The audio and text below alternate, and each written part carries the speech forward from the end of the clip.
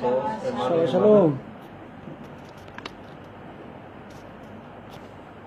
Cada Shabbat cada vez es más y más interesante la parashá, el estudio semanal que tenemos.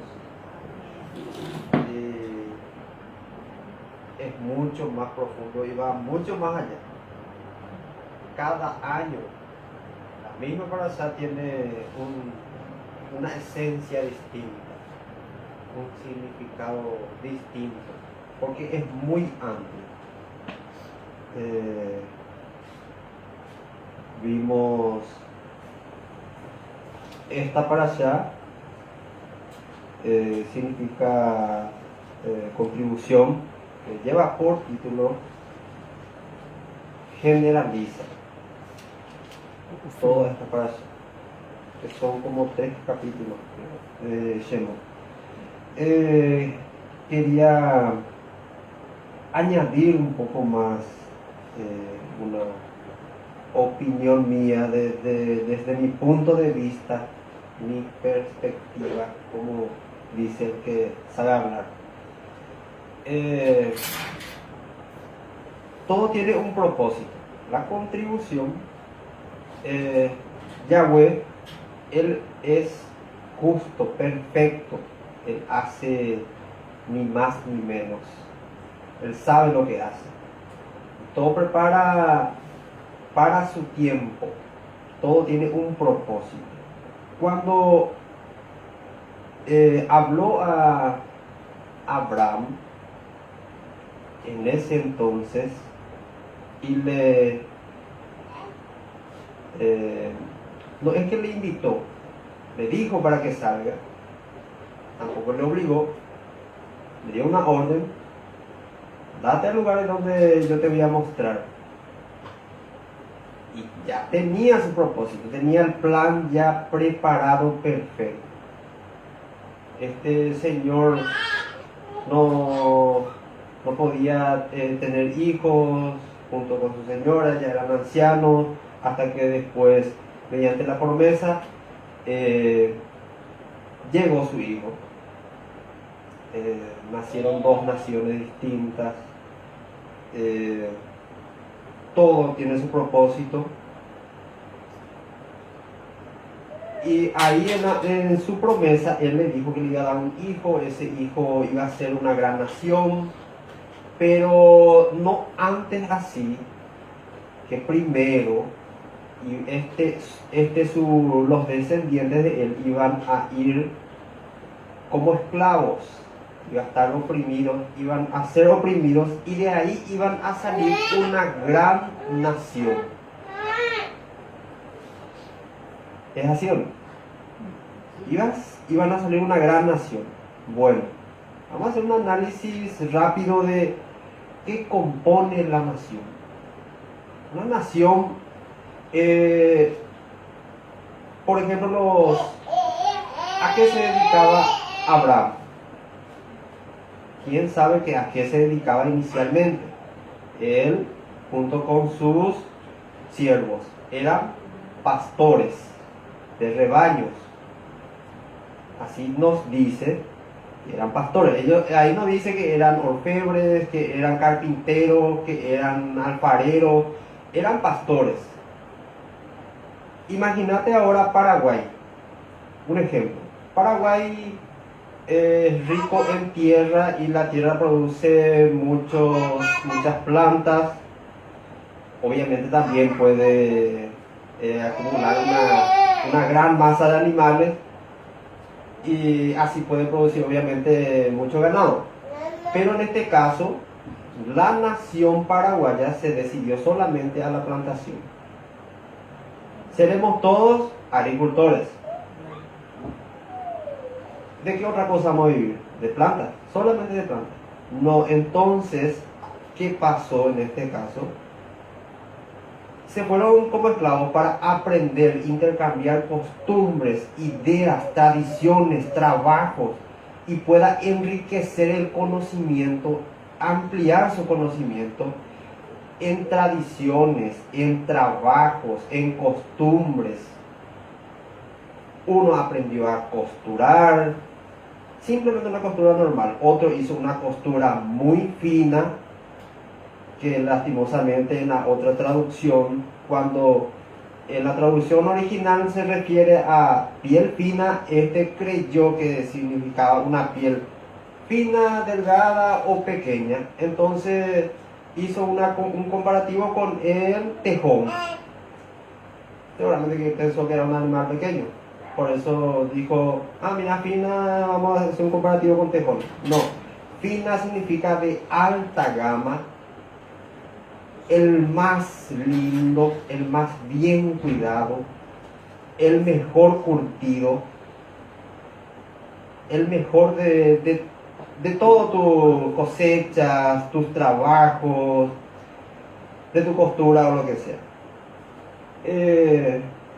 Entonces le envió con un propósito y salir de ahí una nación ya formada, ya en conocimientos de herrería, carpintería, orfebrería, alfarería, costura. No solamente salieron otra vez pastores guiando solamente sus ovejas,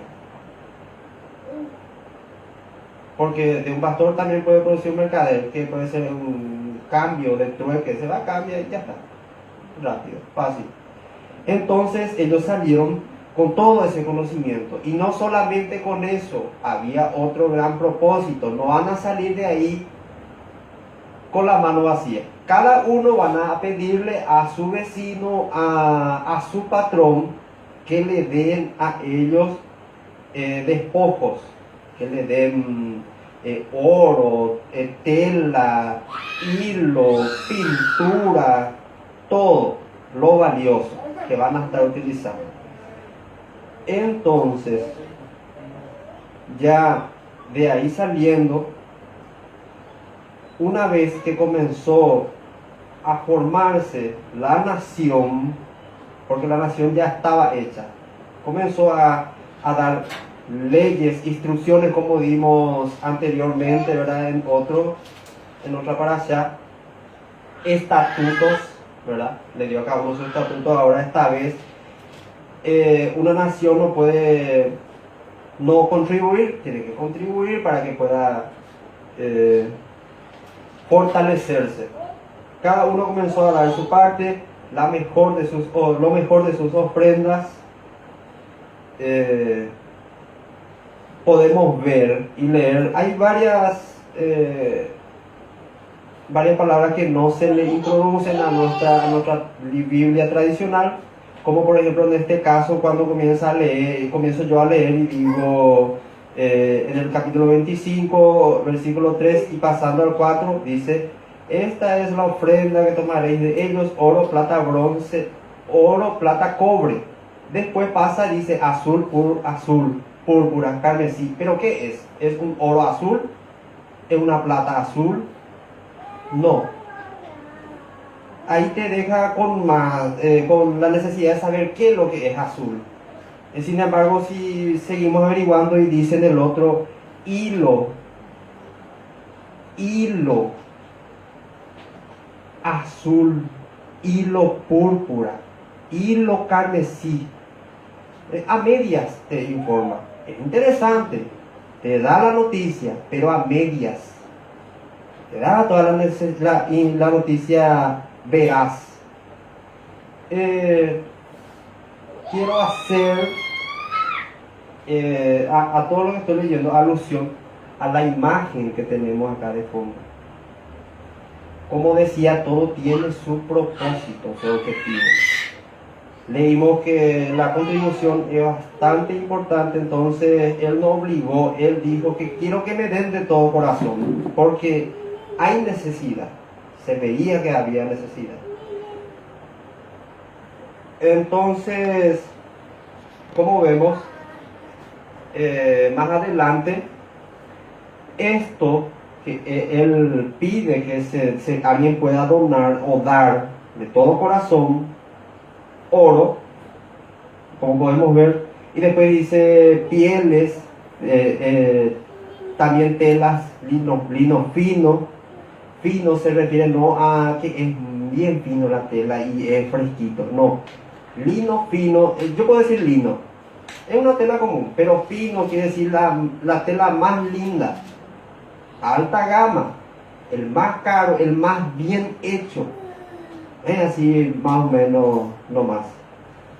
Pieles de carnero, madera de acacia. Después dice aceite para el alumbrado,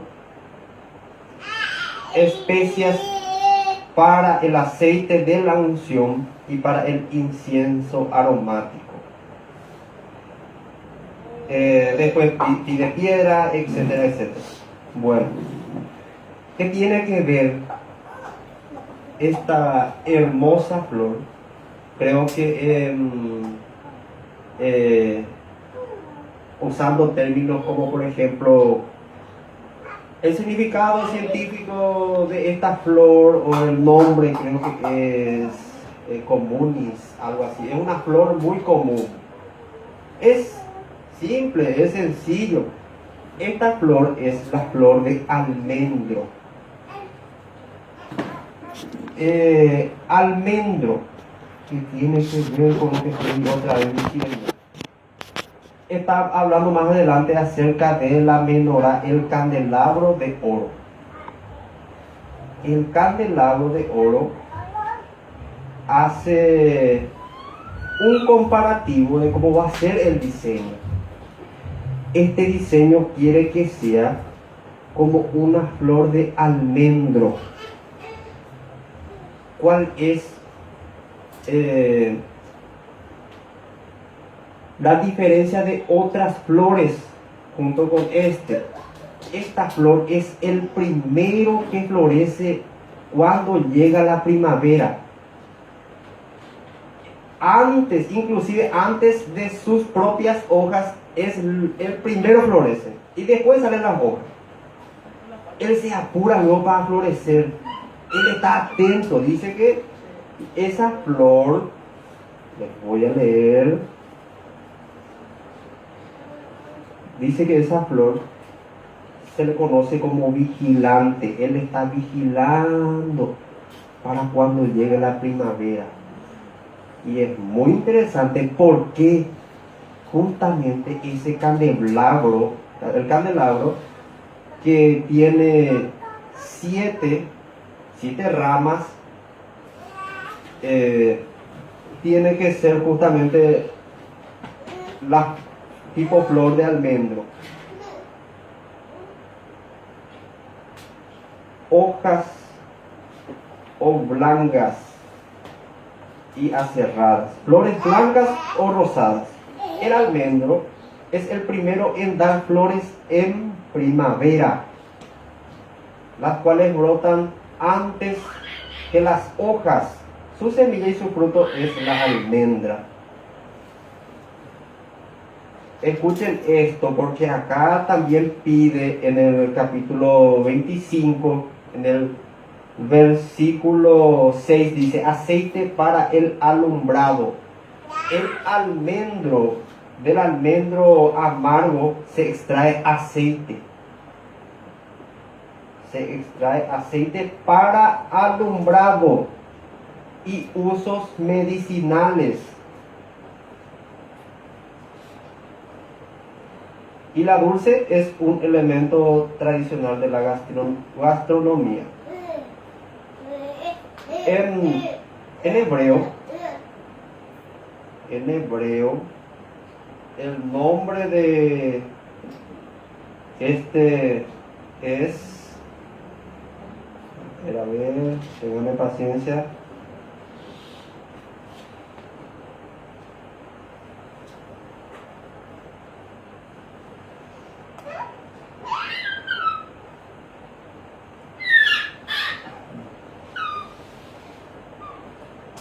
Es soque, creo que es. Bueno. Seque significa vigilante o atento. también significa el que vela, el que está ahí velando, porque está vigilante para ser el primero en dar sus flores en primavera. De aquí que Dios se llama Soket, el vigilante.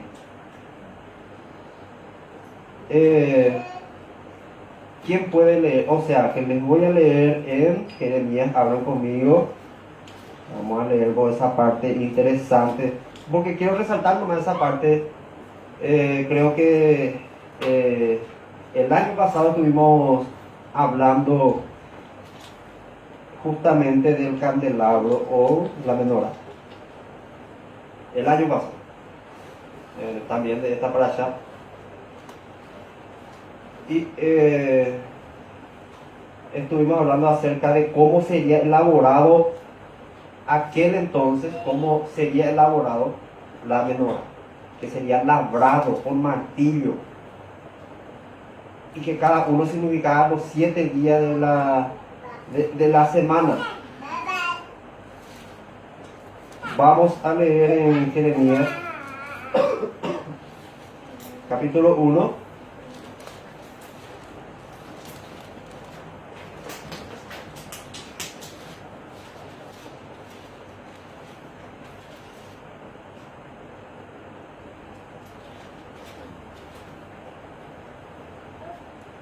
Versículo 11 y 12.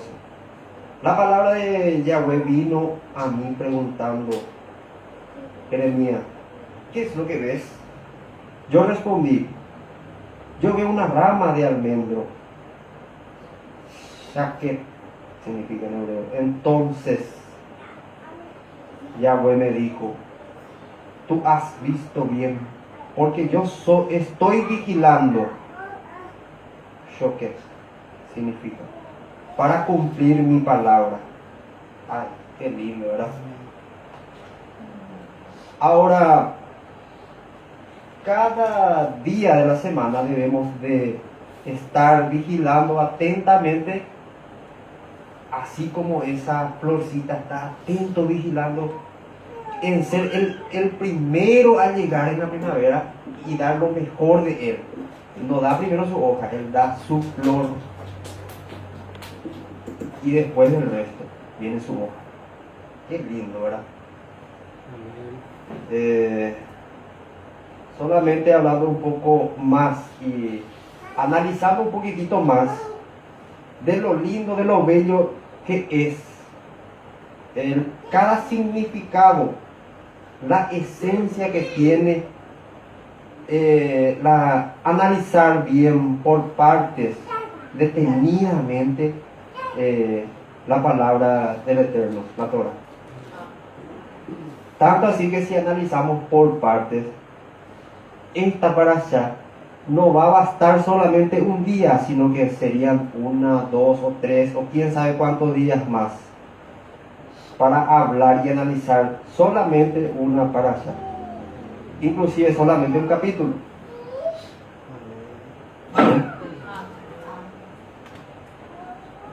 Vamos a estar atentos porque vamos a seguir la segunda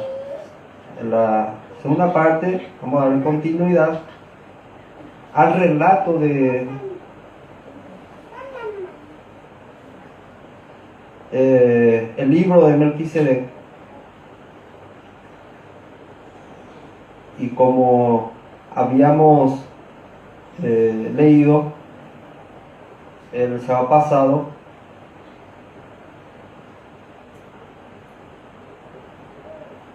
que fue un escrito encontrado, ¿verdad?, en esa cueva. Bueno, este sería el capítulo 3 de la historia de Salem. Salem crecía en felicidad y paz. Con alegría, los súbditos se reunían cada día al amanecer para oír, cantar y tocar las sublimes composiciones que Melquisedec, que inspiraban a actos de bondad y paz. Entre las amistades nacidas y fortalecidas en virtud de la música armoniosa, sobresalía aquella que unía al príncipe con Samael. Recordemos que Samael es un súbdito, es un habitante, es un muchacho lindo, muy, muy lindo, y que su voz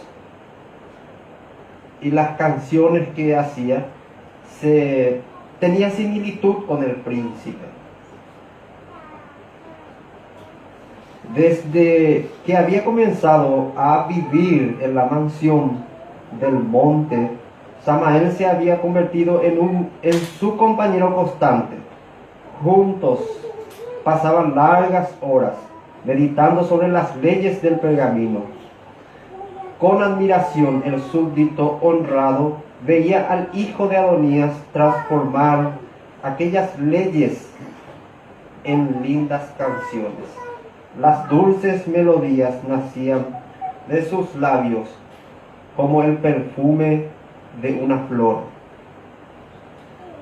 Consciente de la importancia de la música en la preservación de la armonía y paz en Salem, el príncipe, además del canto, comenzó a dedicarse a la música instrumental, siendo su instrumento preferido el laúd.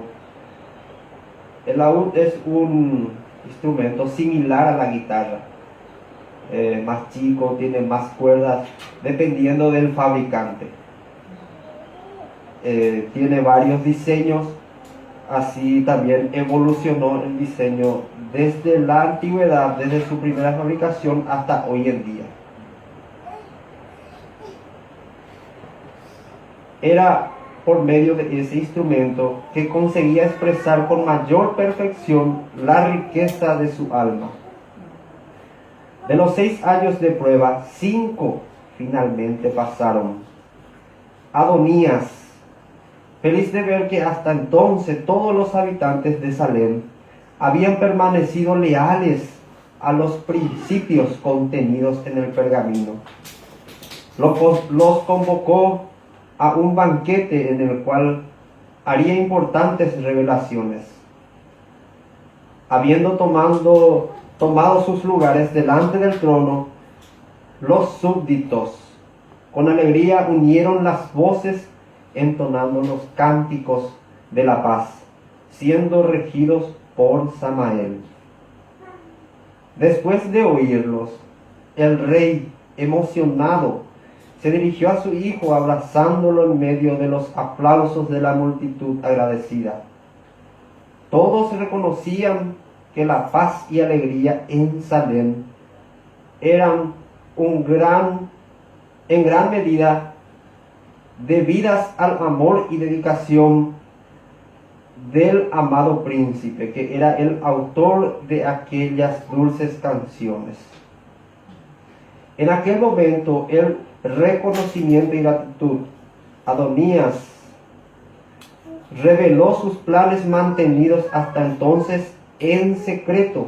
Con voz pausada les dijo: súbditos de este reino de paz, mi alma está repleta de alegría por contemplar en este día vuestros rostros más radiantes que en tiempos pasados. Vuestras vestiduras continúan blancas y puras para cuando las recibisteis de mis manos. La armonía de vuestras voces e instrumentos hoy son mejores. Habiendo dicho estas palabras, el rey agregó con solemnidad: un año de prueba todavía resta, al final del cual seréis examinados. Permaneciendo fieles como hasta aquí, seréis honrados siendo confirmados como súbditos o habitantes de este reino de paz. No obstante, si alguien fuere hallado en falta, será desterrado aún y cuando este juicio nos traiga mucha tristeza y sufrimiento. Las palabras del rey llevaron a los súbditos a una profunda reflexión. Todos examinándose, indagaban reverente: ¿estaremos aprobados? Seguros de que serían victoriosos, pues amaban a Salem y sus leyes. Vinieron las voces en un cántico expresivo de fidelidad. Al terminar el cántico, Adonías les reveló su gran secreto. Aquellos que fueren aprobados, heredando este reino de paz, recibirán como rey a mi hijo, a quien daré el trono glorificado de esta Salem victoriosa. La revelación del rey fue aclamada por todos con mucho júbilo. Adonías, sin embargo, todavía no les había revelado todo su plan. Por eso, poniéndoles en silencio, prosiguió: mi hijo empuñará un cetro especial en el cual sellaré todo el derecho de dominio. Su cetro, simbolizando toda la armonía, será un laúd. Ante esta revelación, que a todos sensibilizó, el príncipe, postrándose a los pies de su padre, lloró motivado por mucha alegría. Mientras tanto, todos le aplaudían con euforia, anhelando ver el amanecer de ese día en que la paz sería victoriosa. Adonías, llamando a Samael a estar junto a su hijo, concluyó diciendo: en el gobierno de esta Salem victoriosa, tengo el propósito de hacer de Samael el primero después de Melquisedec, y a él será confiado el pergamino de las leyes, debiendo ser el guardián de la honra de este reino triunfante. Samael, al conocer los planes de Adonías en cuanto al futuro de Salem, se llenó de euforia. Contemplaba ahora risueño aquella ciudad sin igual, imaginando su futuro de gloria, considerando las palabras del rey de que él sería el segundo en el reino. Se dejó dominar por un sentimiento de exaltación. Él, que hasta entonces, en obediencia a las leyes del pergamino, había vivido una vida de humildad, comenzó a enorgullecerse de su posición. En su devaneo o en su delirio, se sentía junto al trono, teniendo a los súbditos de Salem a sus pies, aclamando con alabanza su grandeza. Samael, totalmente dominado por ese sentimiento, no se daba cuenta de que estaba siendo conducido por un camino peligroso. El orgullo que lo seducía estaba generando el egoísmo que luego se manifestaría en codicia. Una semana después de la revelación de Adonías, los habitantes promovieron una fiesta en homenaje a Melquisedec, el futuro rey de Salem. Viéndolo aclamado por tantas alabanzas, Samael tuvo el corazón arrebatado por un extraño sentimiento de envidia, fruto del orgullo y del egoísmo. No podía soportar el pensamiento de ser dejado en segundo plano. ¿Acaso no era él tan hermoso y sabio como el príncipe? Era casi imposible disfrazar tal sentimiento de infelicidad.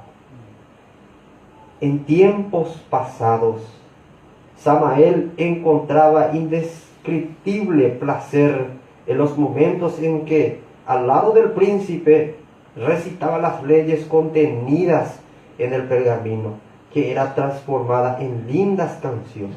Ahora, tales momentos se tornaron desagradables, pues aquellos principios contrariaban sus ideales. Decidió, sin embargo, no revelar sus sentimientos de rebelión. Soportaría el anticuado pergamino hasta que, con su autoridad, pudiese excluirlo del nuevo reino que sería establecido. ¿No sería acaso él el guardián de aquellas leyes? Esa victoria procuraría alcanzar mediante su influencia y sabiduría. Juzgando poder influenciar al hijo de Adonías con sus sueños de grandeza, Samael se aproximó hasta él con euforia y comenzó a hablarle de las glorias del reino venidero, donde los dos, cubiertos de honores, disfrutarían de las alabanzas de una Salem victoriosa. Serían ellos los héroes del más perfecto reino establecido entre los hombres. Las delirantes palabras del súbdito honrado trajeron preocupación y tristeza al corazón del joven príncipe, pues no reflejaban las enseñanzas de amor y humildad del pergamino. Viendo a su amigo íntimo en peligro, Melquisedec, con una ternura jamás revelada, lo condujo al lado del trono, donde, tomando el pergamino, comenzó a leer pasivamente los siguientes párrafos. El reino de Salem será firmado sobre la humildad, pues esta virtud es la base de toda verdadera grandeza. La humildad es fruto del amor, siendo contraria al orgullo, que puede mantener a una criatura apresada al polvo, haciéndola contentarse con sus limitaciones, engañándola como si las mismas fueran de infinito valor. La humildad consiste en el olvido de sí mismo, y este es una vida de abnegado servicio a los semejantes. Samael, esforzándose por encubrir su indignación ante la lectura del pergamino, que para él era anticuado, dijo el príncipe en tono de consejo de amigo: mi buen amigo, reinaremos en una Salem victoriosa que fulgará muy por encima de este pergamino, cuyos principios fueron cumplidos finalmente en estos años de prueba. ¿Acaso la plena libertad no será la gloria de Salem? Pues saber que la completa libertad no coexistirá con estas leyes, cuyo objetivo se encierra al término de los 5 años. Corresponde a nosotros dos coronar a Salem con el honor de una total libertad que generará una felicidad sin fin. Tal libertad es imposible que exista bajo las limitaciones del pergamino. El hijo del rey se estremeció mucho ante las palabras de su amigo, que evidenciaban locura. ¿Cómo librarlo de ese camino de muerte? Nadie en Salem, además de Melquisedec, conocía la triste condición de Samael. Con paciencia, el príncipe procuraba concientizarlo del valor real del pergamino, cuyas leyes no podrían jamás ser alteradas, pues esto ocasionaría el fin de toda la paz. Los consejos del príncipe finalmente despertaron su corazón.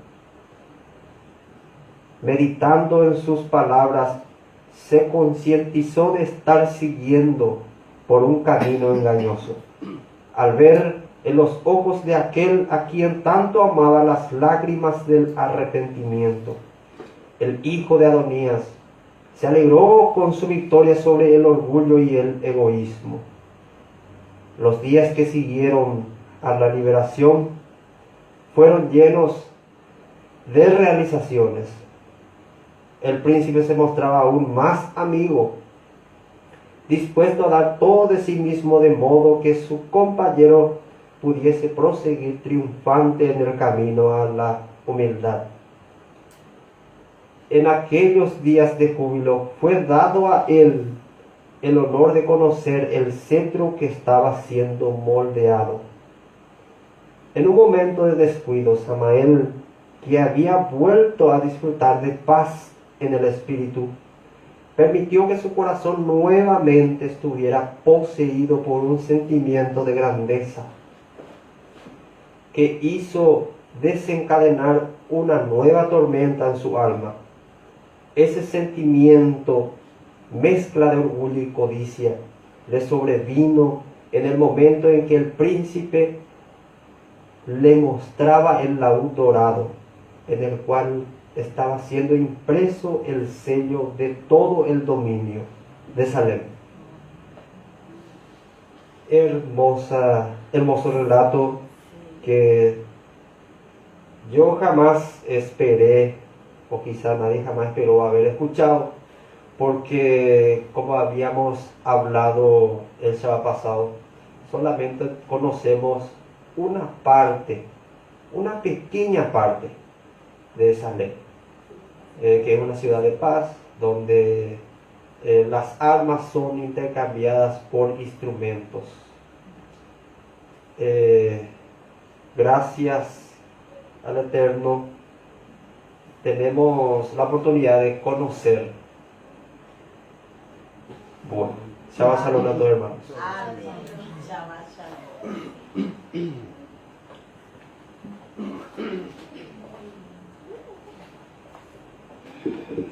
Muy bueno. Shabbat Shalom, pónganse de pie. Qué buenos relatos. Es importante conocer quién fue Melquisedec. Y podemos decir Adonía. ¿Por qué Adonía? ¿Por qué Adonía?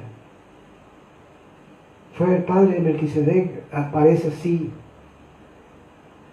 Si nosotros descubrimos el nombre de Adonía, en el hebreo se dice Adoní, se dice Adón, Adonai, ¿verdad? Adonai quiere decir Señor, dueño, Padre. Y ya, Adoniyá. Por eso dice Adonía. Adoniyá. Nuestro amo, nuestro Padre, Yahweh. De eso está hablando. Entonces tiene mucha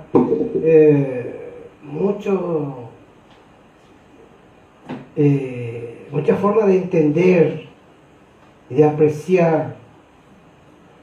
Y vamos a seguir con esta lectura el próximo Shabbat, que cada día más se va a poner interesante. Y después vamos a resumir todo para poder entender lo que está pasando. Amén. Y lo que ha pasado y lo que sigue pasando el día de hoy.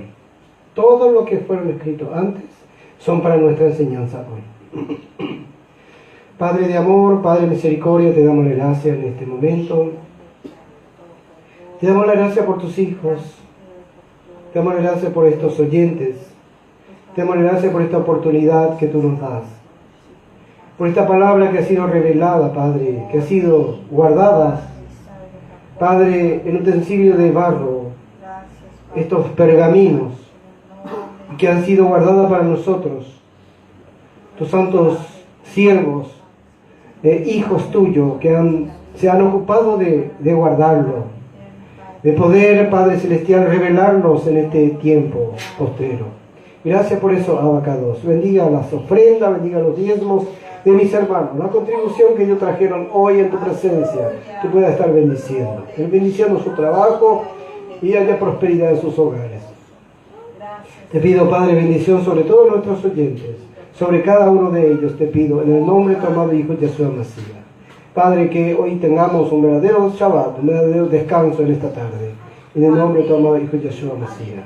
Que Yahweh te bendiga y te guarde, que Yahweh haga resplandecer su rostro sobre ti y tenga de ti misericordia. Que Yahweh levante hacia ti su rostro y te dé shalom. Shabbat shalom. Yahweh le bendiga.